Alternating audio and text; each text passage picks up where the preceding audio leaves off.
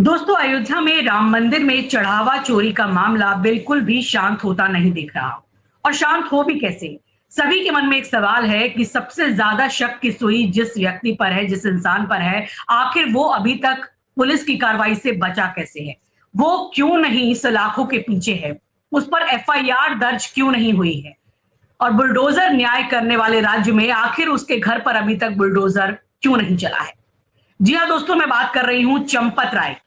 चंपत राय जो कि ट्रस्ट के महासचिव थे, कथित तौर पर उन्होंने अपना इस्तीफा भी दे दिया है, लेकिन इस्तीफा किसको प्राप्त हुआ, कैसे प्राप्त हुआ और इसके बारे में भी अभी तक बहुत संदेह बना हुआ है।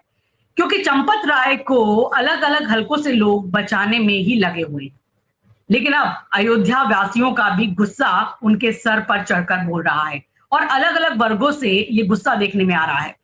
अयोध्या में बड़ी खलबली मची हुई है दोस्तों। इस वक्त अयोध्या के बहुत सारे वकील सड़कों पर हैं और वो मांग कर रहे हैं कि चंपत राय की गिरफ्तारी हो, चंपत राय पर कार्रवाई हो। वकीलों ने पहले भी कहा था कि 3 दिन में अगर चंपत राय और गोपाल राव अयोध्या छोड़कर नहीं जाते हैं तो पूरी अयोध्या को जाम कर देंगे या तो उनको सलाखों के पीछे भेजेंगे। तो पूरी अयोध्या में हो हल्ला मचा है। शांति दोस्तों कहीं भी नहीं है। अयोध्या से लेकर नागपुर तक हंगामा मचा हुआ है। खबर ये भी आ रही है कि नागपुर में संघ ने एक बड़ी बैठक बुलाई है कि आखिर आखिर इस मुसीबत से निपटा कैसे जाए, अपने दामन में जो ये दाग के छींटे लगे हैं उनको हल्का कैसे किया जाए। और दूसरी तरफ योगी आदित्यनाथ, मुख्यमंत्री योगी आदित्यनाथ जो कि दोषियों के घरों पर बुलडोजर चलाने के लिए फेमस हैं, जो बुलडोजर न्याय करते हैं। तो बाबा ने जिस तरीके से चंपत राय को अयोध्या में अपने मंच पर नहीं आने दिया था, अयोध्या की जनता इंतजार कर रही है कि राम मंदिर में राम भक्तों की इस बड़ी चोरी के जो दोषी हैं उनके घर पर बुलडोजर कब चलेगा। सुनने में यह भी आ रहा है कि आरोपियों के घर पर बुलडोजर चलाने की तैयारी हो गई है। पर सवाल वही अब भी बड़ा है, चंपत राय और गोपाल राव क्या ये इसकी जद में आएंगे? बुलडोजर इनके घरों पर चलेगा? संतोष जी बहुत सारे और अन्य खुलासे करेंगे कि अयोध्या में आखिर क्या सुलग रहा है, क्या खलबली है इस वक्त और चढ़ावा चोरी को लेकर क्यों अयोध्या की जनता शांत नहीं हो पाए। संतोष जी, क्या कुछ चल रहा है अयोध्या में और क्या लग रहा है ये मामला दिन ब दिन और बड़ा होता जा रहा है? देखिए अंशु जी, सबसे पहले तो आपको और तमाम दर्शकों को नमस्कार। और निश्चित तौर पर ये मामला इतना ज्यादा बड़ा हो गया है कि अयोध्या में वकील, अभी तो वकील सड़कों पर उतरे हैं और पुलिस के साथ धक्का मुक्की की हालत हो गई है। अयोध्या में साधु संत महात्मा लोग भी सड़कों पर उतरने की तैयारी कर रहे हैं और तब अयोध्या की सड़कों पर क्या बवाल होगा इसका अंदाजा लगाइए। ये तमाम लोग ये कह रहे हैं कि चाहे वो चंपत राय हो, चाहे वो अनिल मिश्रा हो, चाहे वो गोपाल राव हो, इन समेत तमाम असली आरोपियों के खिलाफ मामला दर्ज होना चाहिए, एफआईआर दर्ज होना चाहिए, उनकी गिरफ्तारी होनी चाहिए, उनको जेल भेजा जाना चाहिए। एक तो इसको लेकर बवाल मचा हुआ है। दूसरी तरफ अब यूपी सरकार को समझ में नहीं आ रहा कि कैसे फेस सेविंग करे। तो जितने आरोपी अभी तक गिरफ्तार हुए हैं उनके घरों पर बुलडोजर चलाने की तैयारी की जा रही है। लेकिन जब मुस्लिम का नाम आता था तो वो तैयारी नहीं करते थे, चला देते थे। बाद में जो होता है वो होता है। हाईकोर्ट ने कई बार टिप्पणी की है इस पे। यहाँ पर वो कई तरह की तैयारियों की बात कर रहे हैं, मतलब टाइम बाय कर रहे हैं, जितना ज्यादा से ज्यादा समय पास होया जा सके। और चूंकि संघ के सारे नेता लपेटे में आ रहे हैं, संघ के बैकग्राउंड से सारे नेता लपेटे में आ रहे हैं, तो राष्ट्रीय स्वयंसेवक संघ के मुखिया सरसंघ चालक मोहन भागवत ने एक बड़ी बैठक बुलाई है।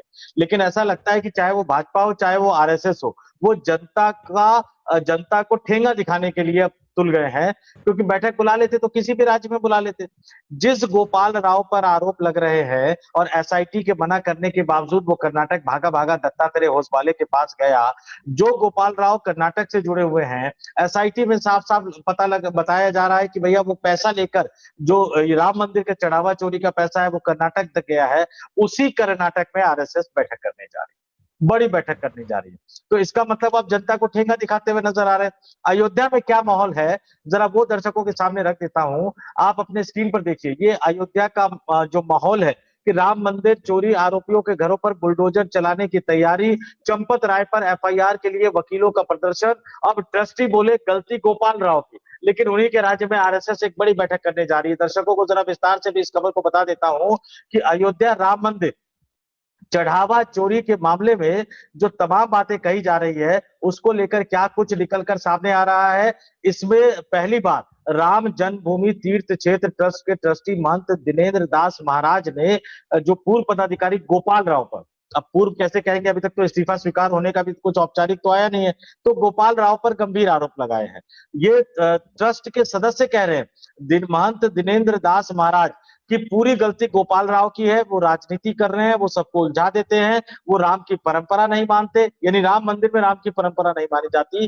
गोपाल राव राम मंदिर के निर्माण प्रभारी और ट्रस्ट के आमंत्रित सदस्य थे, मूल रूप से कर्नाटक के रहने वाले हैं। और इस बीच अयोध्या में 500 से ज्यादा वकील सड़कों पर उतर आए हैं और वो क्या मांग कर रहे हैं, चंपत राय, अनिल मिश्रा और गोपाल राव पर एफआईआर और गिरफ्तारी की मांग। इसमें बाकायदा उन्होंने सिविल लाइन चौकी जाकर उन तीनों समेत 4 लोगों के खिलाफ एक तरह से शिकायत दी है। अब ये लोग कहते थे जिनके पास सबूत है वो एसआईटी के पास जाइए, अब तो वकीलों से ज्यादा कानून को कौन समझ सकता है।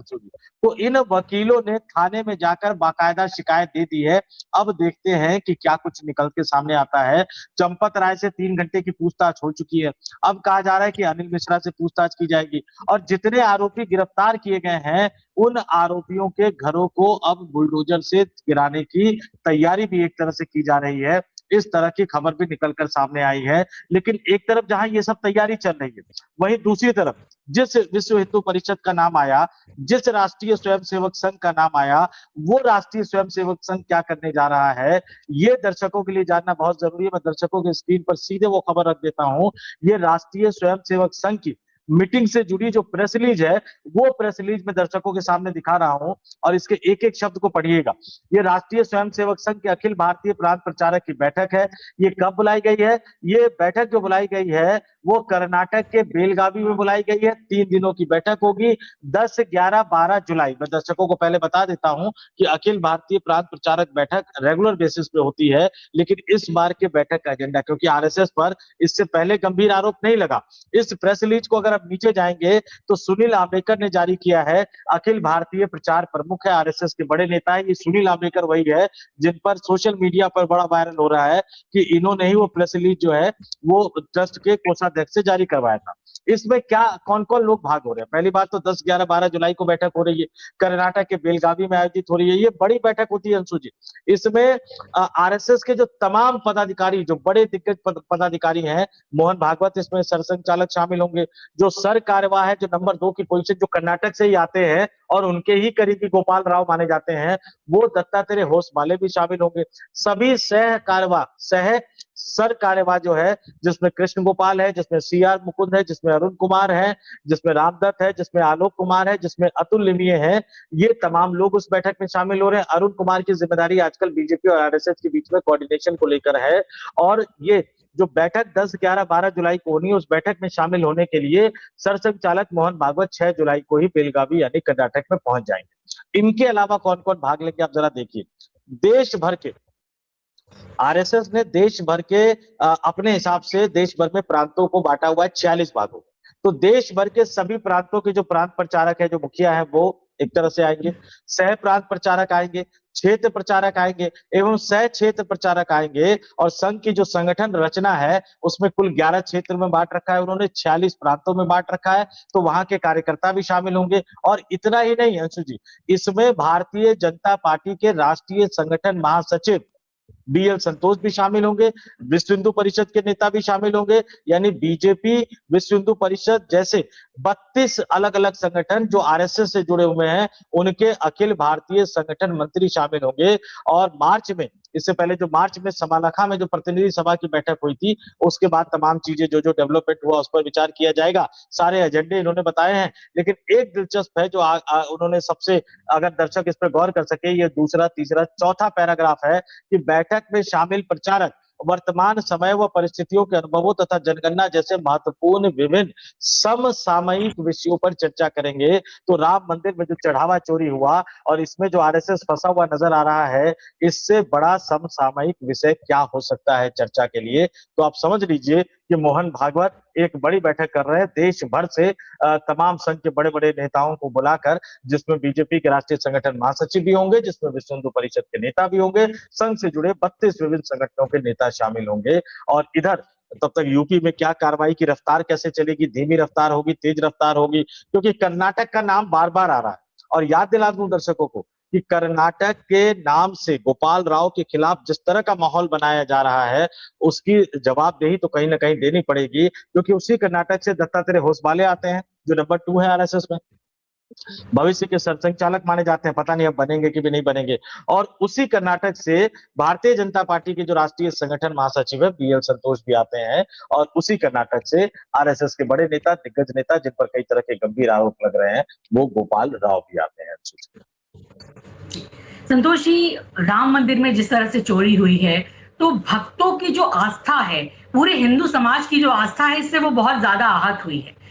और लोगों के मन में बस यही प्रश्न है कि ये तो छोटी-छोटी मछलियां हैं, जिन्हें अभी तक फंसाया गया है जाल में। जो बड़े-बड़े मगरमच्छ हैं, वो तो अभी भी बाहर घूम रहे हैं। और चुप्पी क्यों है? आखिर चुप्पी क्यों है? नागपुर में भी चुप्पी है, दिल्ली में भी चुप्पी है। जो भाई प्रधानमंत्री जी यहाँ पर आए थे, उन्होंने मंदिर का इतना भव्य उद्घाटन किया था, बाल राम को हाथ पकड़ कर लाए थे, जो राम को लाए हैं हम उनको लाएंगे, ये सब नारे लगे थे। इतनी बड़ी घटना हो जाती है अयोध्या में, इतनी बड़ी चोरी हो जाती है, बट्टा लग जाता है साख पर कहीं से एक शब्द नहीं निकल रहा है। ना प्रधानमंत्री जी के मुंह से शब्द निकल रहा है, न मोहन भागवत के मुंह से कोई शब्द निकला है, न संघ के किसी बड़े अधिकारी की तरफ से शब्द निकला है। और अभी तक चंपत राय पर कोई कार्रवाई नहीं की है। और बहुत से पत्रकार अयोध्या के कह रहे हैं कि शायद कोई कार्रवाई होगी भी नहीं। क्या उनको मौका दिया जा रहा है कि वो भगोड़े बन जाए, यहां से चले जाएं? हालांकि वो तो कह रहे हैं कि अयोध्या का कलंक धुले बिना मैं यहां से जाऊंगा नहीं। चल क्या रहा है? ये चुप्पी क्या है? इसे टालने की कोशिश है। हालांकि जनता तो चुप हो नहीं रही है। ये सारी चीजें हैं। 15 दिन को एसआईटी को और समय दे दिया गया है, लेकिन अभी तक ना कोई प्रेस कॉन्फ्रेंस हुई है। क्योंकि जब कोई छोटे मोटे भी गिरफ्तारियां पुलिस करती है, कोई इतने बड़े मामले का अगर कोई पकड़ के लाती है, तो पुलिस तुरंत प्रेस कॉन्फ्रेंस करती है, अपनी बातों को बताती है, आगे क्या कुछ हो रहा है। कोई प्रेस कॉन्फ्रेंस नहीं हो रही है। तो इस सब के पीछे क्या अंदर कोई तैयारी चल रही है कि कैसे इस मामले को डाइल्यूट करना है, कि समय बीत जाए और मामले पे पर्दा पड़ जाए? आपको क्या लगता है?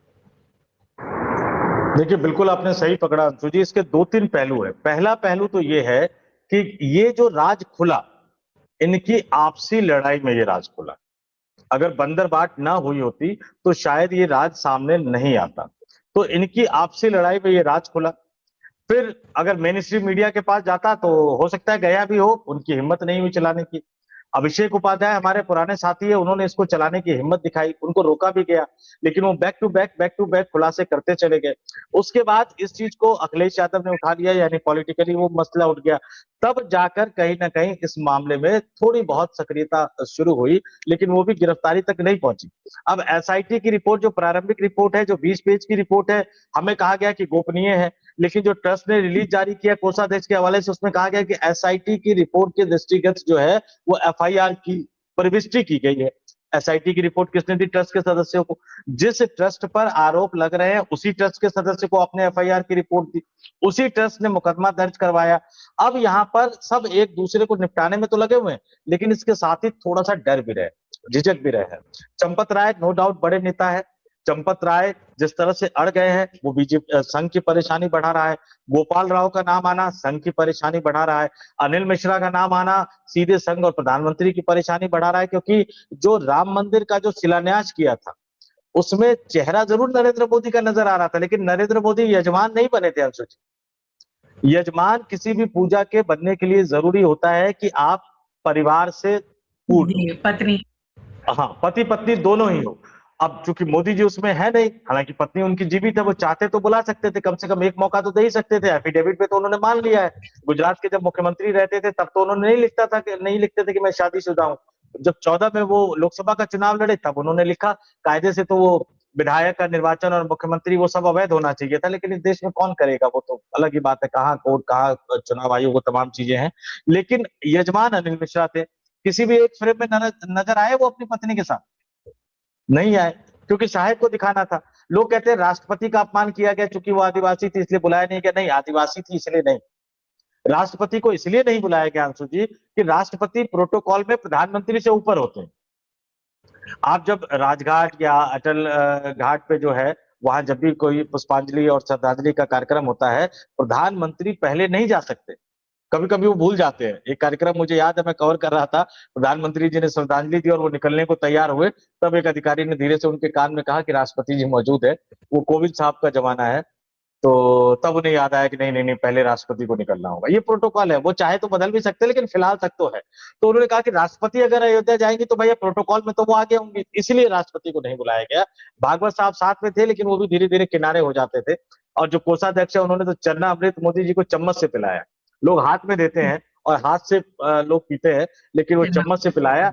वो सनातनी परंपरा, तो ये का सनातनी परंपरा का किस तरह से उल्लंघन है। तो ये तमाम लोग जो हैं वो एक दूसरे को फंसाते हुए भी नजर आ रहे हैं, अपने आप को बचाते हुए भी नजर आ रहे हैं। लेकिन इस बार समस्या बहुत ज्यादा विकट है। इस बार समस्या इतनी ज्यादा विकट हो गई है अंशु जी, कि पहली बार बीजेपी, राष्ट्रीय स्वयंसेवक संघ, विश्व हिंदू परिषद, ये तमाम संगठन लपेटे में आए हैं। इन तमाम संगठन के चेहरों पर काली फुट गई है और इनको समझ में नहीं आ रहा है कि हम क्या करें। अभी तो वकील निकले हैं अंशु जी, अयोध्या में अगर वहां के साधु संत सन्यासी महात्मा मठ के महंत, वहां की आम जनता जिनको इन्होंने त्रस्त करके रख दिया है, वो सब सड़कों पे निकल जाएगी, तो आप कल्पना कर लीजिए कि क्या हालत होगी आने वाले दिनों में। चंपत राय कह रहे हैं ना, वो एक इनडायरेक्टली धमकी दे रहे हैं कि मैं अकेला ही कलंक का दाग लेके क्यों जाऊं। इसका मतलब वो किसी न बिल्कुल। किसी को तो धमका रहे हैं। तो हो सकता है कि अकेले कलंक का दाग लेके जाने की जरूरत ना पड़े। हो सकता है वो नौबत आ जाए अंशु जी कि पुलिस को एफआईआर दर्ज करके कम से कम इनको गिरफ्तार तो करना पड़ जाए। क्या होगा ये फिलहाल नहीं कहा जा सकता, लेकिन अगले 4 से 5 दिन जो है वो अपने आप में बहुत राइट। ज्यादा महत्वपूर्ण रहने वाले हैं। प्रधानमंत्री की विदेश यात्रा से पहले कुछ ना कुछ बड़ा इसमें हो जाएगा। जी, बिल्कुल सही आपने कहा कि चंपत राय का अगर मुँह खुल गया तो कहीं बहुत सारे लोग फँस ना जाएँ, ये एक बहुत बड़ा डर है। लेकिन जनता को तो कुछ ना कुछ शांत करना ही है, उनको तो कुछ ऐसा दिखाना है कि कुछ न्याय हो रहा है और जिसके लिए वहाँ अयोध्या में शायद बुलडोज़र न्याय की तैयारी की जा रही है। लेकिन किन-किन लोगों के घर पर बुलडोज़र चलेंगे?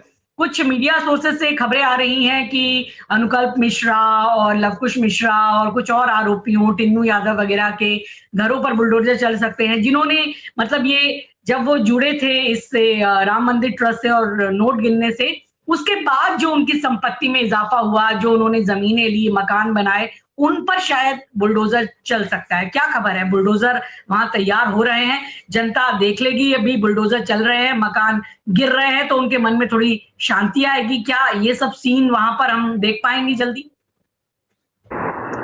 देखिए अंशु जी, बिल्कुल आपने सही कहा। जितने लोग गिरफ्तार हुए हैं उन सबके जो घर हैं, उन घरों की रिपोर्ट तैयार करने को कहा गया है कि उनके घर क्या नक्शे से बने हैं, क्या उनका घर बनाने के लिए जो वहां की अथॉरिटी है उनसे परमिशन ली गई है। इन तमाम चीजों को देखने के बाद जिसका लगेगा, और मुझे उम्मीद बहुत कम है कि तमाम लोगों ने अपने नक्शे अप्रूव करवाए होंगे। ये तो अपने आप को अयोध्या हुँ। का मालिक समझ के बैठे हुए थे। तो जाहिर सी जी। बात है कि इनमें से कुछ घरों पर जो है वो बुलडोजर चलेंगे। लेकिन टिन्नू यादव की पत्नी कह रही है कि हम छोटे हैं इसलिए हमें फंसाया जा रहा है। तो सवाल ये है कि वो बड़ी मछली कहाँ है, वो बड़े मगरमच्छ हुँ। कहाँ है। यूपी की पुलिस की इतनी हिम्मत तो होगी नहीं कि कर्नाटक जाके गोपाल राव के घर पे वो बुलडोजर चलाते। भैया कर्नाटक में गोपाल राव के घर पर जाकर बुलडोजर कौन चलाएगा। चलिए चंपत राय के कुछ नाते रिश्तेदार निकल के आ सकते हैं, क्योंकि यूपी के रहने वाले हैं तो यूपी में होंगे। जो आरोपी गिरफ्तार हुए हैं वो भी यूपी के रहने वाले हैं, अनिल मिश्रा भी यूपी के रहने वाले हैं। तो इन सब पर तो आप कर सकते हैं, लेकिन जिस पर पूरा ठीकरा फोड़ा जा रहा है, ट्रस्ट के सदस्य कह रहे हैं कि गोपाल राव जिम्मेदार हैं। विनय कटियार चंपत राय से तो चिढ़े हैं, लेकिन उससे ज्यादा वो गोपाल राव से चिढ़े हुए हैं।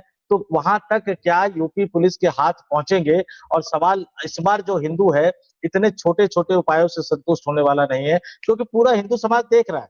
वो देख रहा है कि कैसे बड़े लोगों को बचाया जा रहा है। वो देख रहा है कि क्या इन 7-8 छोटे लोगों की इनकी इतनी औकात और हैसियत है कि ये सैकड़ों करोड़ रुपए का गड़बड़ झाला कर सकते हैं, जब तक कि इनके ऊपर किसी बड़े आदमी का हाथ ना हो। वो बड़े आदमी का हाथ कौन है, कौन है वो बड़ा आदमी, और उसका हाथ है तो क्यों हाथ है। क्या कोई और वजह थी, क्या कुछ और लेन देन हो रहा था, या पैसा ऊपर तक जा रहा था, या कई तरह की जो सोशल मीडिया पर चीजें उठ रही हैं, कई तरह के जो साधु संत सन्यासी और राम मंदिर आंदोलन से जुड़े हुए लोग जिस तरह के गंभीर आरोप लगा रहे हैं, सार्वजनिक जीवन में उस तरह के शब्दों का इस्तेमाल नहीं किया जाना चाहिए, पब्लिक लाइफ में नहीं किया जाना चाहिए।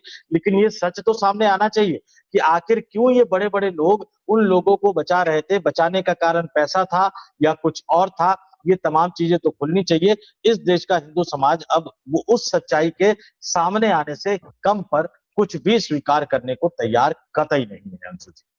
बिल्कुल, दबाव बढ़ता ही जा रहा है। बात हिंदू समाज की है, जो कि बीजेपी का कोर वोट बैंक है और ये हमेशा राम मंदिर के नाम पर चुनाव जीतते आए हैं। राम के नाम की बात करके ही ये अपने हिंदू वोटर्स को जोड़ते चले आए हैं। क्या लग रहा है कि इस सारे मामले की चाबी क्या चंपत राय के पास है? चंपत राय जो कह रहे हैं कि मैं अकेला कलंक लेकर नहीं जाऊँगा। क्या सबको डर है कि अगर चंपत राय ने मुँह खोल दिया, तो पता नहीं कौन से बड़े-बड़े मगरमच्छ, मतलब सबसे बड़े मगरमच्छ भी इसमें फँस सकते हैं। क्या ये डर सबसे ज़्यादा है?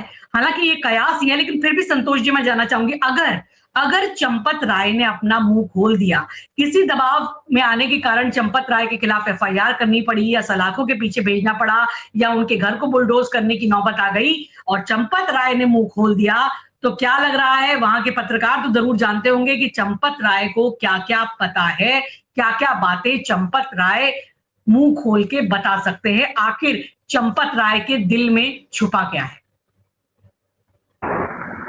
देखिए जी, ये तमाम लोग कह रहे हैं कि चंपत राय ही सर्वे सर्वा थे, चंपत राय ही ट्रस्ट चलाते थे। ठीक है, 2 4 10 15 20 लोगों को उन्होंने अपनी पसंद से चुना होगा, लेकिन बाकी लोगों के लिए किसने फोन किया? जिस सिक्योरिटी एजेंसी का नाम आ रहा है, 400 गार्ड लेकर वहां पे उनके तैनात थे, 1 करोड़ रुपए सालाना दिया जा रहा था, क्या उस सिक्योरिटी एजेंसी के मालिक ने, जो संघ से भी जुड़े हुए हैं, जो भाजपा के सांसद भी रहे हुए हैं, क्या उन्होंने सीधे चंपत राय से संपर्क किया या किसी से फोन करवाया? वो फोन करने वाला व्यक्ति कौन है? फिर उन गार्डों की नियुक्ति जहां जहां वो चढ़ावा चोरी वाला जो पूरा रूट था, उसी रूट पर क्यों लगाया गया? जहां जहां चढ़ावा चढ़ता है उसी रूट पर क्यों लगाया गया? सीसीटीवी लगने से शुरुआती दौर में क्या चंपत राय ने मना किया या किसी और ने उनको कहा? जो तमाम फैसले चंपत राय ने किए, मान लेते हैं कि उसमें से 20% 30% फैसले उन्होंने खुद किए हो, जो तमाम लोग उन्होंने रखे उसमें से 10% 20% लोग उन्होंने रखे होंगे, लेकिन बाकी तो किसी न किसी ने फोन किया होगा। बाकी की सिफारिश तो किसी ने की होगी। और जब ये पूरा मामला सामने आया तो चंपत राय ने किस किस को फोन किया? दिल्ली में किसको फोन किया? लखनऊ में किसको फोन किया? नागपुर में किसको फोन किया? कई जगह छपा है कि एसआईटी के अधिकारियों को भी चंपत राय ने हड़काने की कोशिश की। किसके दम पर चंपत राय ने हड़काने की कोशिश की? किसके दम पर चंपत राय भिड़ते हुए नजर आ रहे हैं? जाहिर सी बात है कि उनके हाथ में कुछ ना कुछ तो है, और कुछ ना कुछ ना भी हो तो उनके हाथ में इतना मसाला तो है कि वो पब्लिकली आके बोल भी दे तो शायद मोहन भागवत के लिए, दत्तात्रेय होसवाले के लिए, नरेंद्र मोदी के लिए, अमित शाह के लिए और यहाँ तक कि योगी आदित्यनाथ के लिए भी जवाब दे पाना मुश्किल होगा, क्योंकि योगी के अधिकारी भी ट्रस्ट में शामिल थे, अयोध्या के डीएम भी ट्रस्ट में शामिल थे। तो अयोध्या के अब तक जितने डीएम रहे उन्होंने मुख्यमंत्री को इसकी जानकारी ना दी हो, क्या इस बात की संभावना है? यानी पता सबको था। तो जब पता सबको था तो कोई थोड़ा कोई ज्यादा इस चीज के लिए भागीदार तो सब है, और शायद इन सबकी कमजोर नब्ज जो है वो चंपत राय के हाथ में है। लेकिन सवाल यह है कि क्या चंपत राय की कोई कमजोर नब्ज उन लोगों के हाथ में थी जो पकड़े गए, जी। जो गिरफ्तार हुए हैं? इन तमाम सवालों के जवाब तो स्वतंत्र एवं निष्पक्ष जांच के बाद ही सामने आ पाएगा, जिसकी संभावना फिलहाल बहुत ज्यादा नजर आ नहीं रही है। जी, संतोष जी, बात तो ये इतनी बड़ी है कि इसमें तो सीबीआई जांच होनी चाहिए, लेकिन हम जानते हैं कि सीबीआई जांच के निर्देश तो सरकार देती है और ऐसा तो इस केस में नजर नहीं आ रहा है। एसआईटी को ये 15 दिन और दे दी गए। लेकिन बड़ा सवाल और आखिरी सवाल मैं आपसे करूंगी, यहाँ पर संक्षेप में आपसे जवाब चाहूंगी कि जिस तरह से अब वकील सामने आ रहे हैं, हल्ला कर रहे हैं कि भाई चंपत राय पर और बाकी दोषियों पर कार्रवाई हो, और लोग भी अयोध्या के कह रहे हैं। बड़ी बात यह है कि अब जो संत हैं, जो खुद ट्रस्ट से जुड़े हुए संत हैं, वो भी मुखर होने लगे हैं, वो भी बोलने लगे हैं इस मामले में, भाई चंपत राय क्यों नहीं जिम्मेदारी ले रहे हैं? आप बताएंगे कौन कौन से संत है? मैं देख रही थी कुछ रिपोर्ट्स में कि कुछ संत खुलकर अब बयान दे रहे हैं कि इसमें गलती है वो ट्रस्ट के ही बड़े पदाधिकारियों की है। कौन कौन से संत सामने आए अभी तक? देखिए अंशु जी, लगभग लगभग आप मान लीजिए कि आधा दर्जन से ज्यादा जो प्रभावशाली संत है वो निकलकर सामने आए हैं।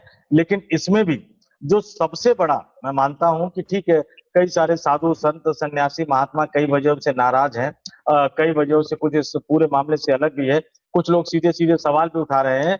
लेकिन ये राम जन्मभूमि तीर्थ क्षेत्र ट्रस्ट के ट्रस्टी जो है, जो ट्रस्ट के मेंबर है, महंत जी। दिनेंद्र दास महाराज, ये खुलकर जी। सामने आना, जी। ये अपने आप में बड़ी बात है। ये अपने आप में बहुत बड़ी बात है कि ट्रस्ट के सदस्य खुलकर सामने आ रहे हैं और आरएसएस के नंबर 2 के करीबी पर, गोपाल राव पर सीधा सीधा आरोप लगा रहे हैं। आप इंतजार कीजिए, हो सकता है कि ट्रस्ट के बाकी सदस्यों की आत्मा भी जागे थोड़ा सा, उनकी आत्मा भी जागृत हो तो वो भी निकलकर सामने आ जाए। क्योंकि सीधा सा सवाल है कि ये बीजेपी का ही नारा था कि जो बच्चा मतलब जो राम के काम का नहीं है वो किसी भी काम का नहीं। तो इन साधु संत सन्यासी महात्माओं और खास तौर से ट्रस्ट के मेंबरों से हम कहना चाहेंगे कि अब तो आप मान लीजिए कि भैया जो भगवान राम के नहीं है वो भला हिंदू धर्म और सनातन धर्म के कैसे हो सकते हैं। तो इन सबकी अंतरात्मा जागे, हम तो इसी का इंतजार कर रहे हैं। जी, बिल्कुल संतोष जी, हमें इंतज़ार करना होगा। आगे जो 4-5 दिन हैं वो अयोध्या में बड़े ही क्रूशियल होने वाले हैं। किन-के घरों पर बुलडोज़र चलता है और अगर बुलडोज़र चलता है तो उनके मुँह पर क्या असली दोषियों के नाम आते हैं। क्योंकि जब दिल में दर्द होगा, जब घर उनका ज़मींदोज़ होगा, वो अपने घरों से निकल जाएँगे, सड़कों पर आ जाएँगे, तो वो दर्द बड़ा होता है बेघर होने का। तो शायद वो बताएँ वो कौन से बड़े मगरमच्छ हैं जिनके इशारे पे वो काम कर रहे हैं। और वकीलों का आंदोलन अगर और रंग ले गया और बढ़ गया और इसमें आम जनता भी शामिल हो गई तो दबाव में फिर न जाने क्या-क्या हो, पुलिस को कहीं चंपत राय को गिरफ्तार ही ना करना पड़े। लेकिन फिर भी देखना होगा कि 3-4 दिनों में आगे अयोध्या में होने क्या वाला है। हम रोज़ आपको अयोध्या से जुड़ी और ये मंदिर में चढ़ावा चोरी से जुड़ी हर घटना की जानकारी आप तक पहुँचाते रहेंगे। जो मेन स्ट्रीम मीडिया आपको नहीं बताता है, वो हम आपको बताएँगे, ये हमारा वादा है। आपको बस इतना करना है, इस चैनल को आप सब्सक्राइब करें, वीडियो पसंद आया है तो अपने साथियों के साथ शेयर करें और आपके दिल में भी अगर कोई सवाल है और आप चाहते हैं कि वो सवालों के जवाब हम आपके सामने लेकर आएँ, तो हमारी कोशिश रहेगी कि हम उनके जवाब देने का पूरा प्रयास करें। फिलहाल इस चर्चा में इतना ही। संतोष जी, आपका बहुत-बहुत शुक्रिया। बहुत-बहुत धन्यवाद अंशु जी, और तमाम दर्शकों से कहूंगा कि जैसा अंशु जी ने अपील की, आप ज्यादा नहीं, देखिए सच सबके सामने जाना जरूरी है, तो 5-7 लोगों को भी आप फॉरवर्ड कर देंगे तो चलेगा, और कमेंट करके हम तक अपने विचारों को जरूर पहुंचाइए। अयोध्या के लोगों से अपील, आपके पास बहुत सारी जानकारी है, अगर कमेंट करके कुछ जानकारी आप तक बढ़ाते रहेंगे तो हम आपकी भी आवाज दर्शकों के सामने अगले वीडियो में कोशिश करेंगे कि लोगों के सामने रख पाए। नमस्कार।